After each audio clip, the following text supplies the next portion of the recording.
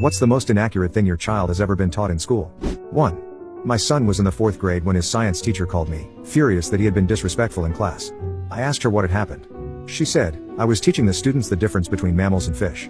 I told them that sharks are mammals and whales are fish. He interrupted me and told me I had made a mistake. I, of course, told him I was right, and he said, "Who gave you a diploma?"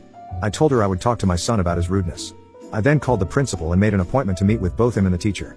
In the meeting, I asked her to repeat her story, and she did, still insisting that whales were fish and sharks were mammals. The principal just shook his head and said, and I hired her. I did talk to my son about being polite to everyone, even if they are wrong. 2. My son was in 4th grade. He came home with a math paper that was marked F. I read through the problems and realized the answers were all correct.